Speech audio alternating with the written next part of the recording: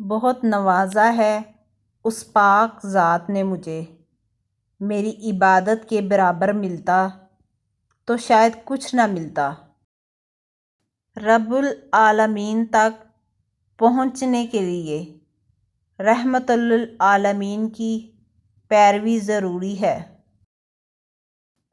تم اللہ سے بخشش کیوں طلب نہیں کرتے تاکہ تم پر رحم کیا جائے؟ بے شک اللہ توبہ کرنے والوں اور پاک صاف رہنے والوں سے محبت کرتا ہے۔ قرآن پڑھنا، سمجھنا، سیکھنا، سکھانا اور اس پر عمل کرنا صرف مولویوں پر نہیں بلکہ ہر مسلمان پر فرض ہے۔ نسلیں سنور جاتی ہیں جب کوئی قرآن پاک کو سمجھ کر پڑھنا شروع کرتا ہے۔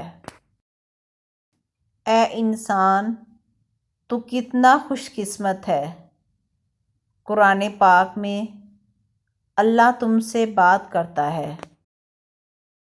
دل میں اٹھا ہے درد جب جب، کلام خدا مرہم بن گیا تب تب۔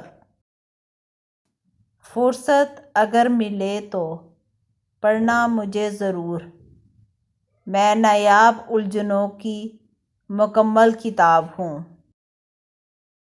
وہ جو چاہے تو کیا نہیں ممکن، وہ نہ چاہے تو کیا کرے کوئی۔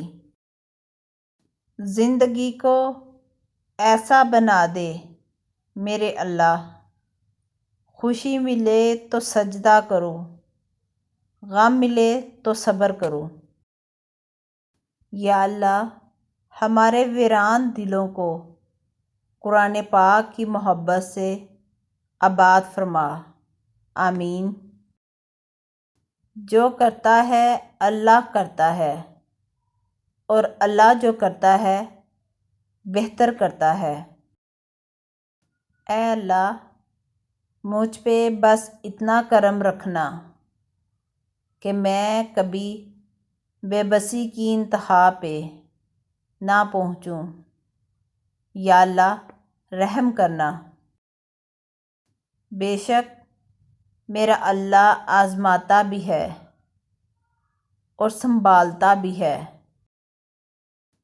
امید کبھی مت چھوڑنا، کمزور تمہارا وقت ہے، اللہ نہیں۔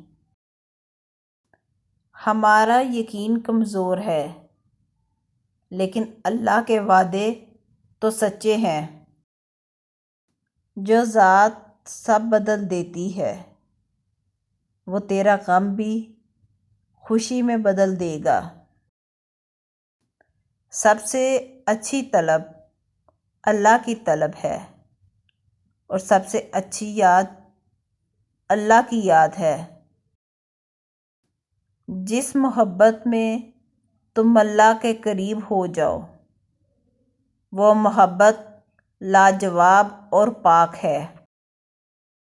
الہی، بس مجھے ایک بار ان کے روبرو کر دے، میں کیا مانگوں وہ کیا بخشیں، سخی جانے گدھا جانے۔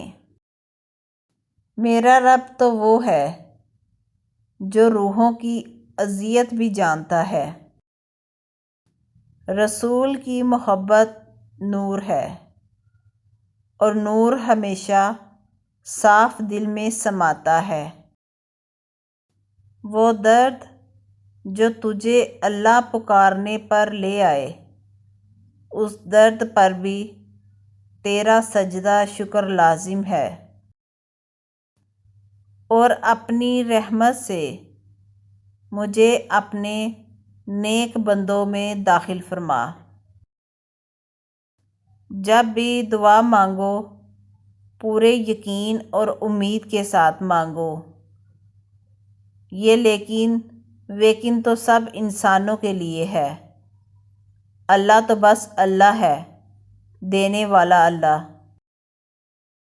ملنا نہ ملنا بات کی بات ہے، مگر آپ اللہ سے مانگو بھی نہیں، یہ تو غلط بات ہے۔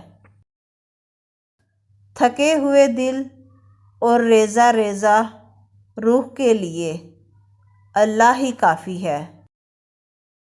جو تکلیف اللہ کی یاد دلائے وہ بھی نعمت ہے۔ بس انتظار کیجئے، تمہارا رب تمہارے دل سے نکلی ہوئی ہر پکار سنتا ہے۔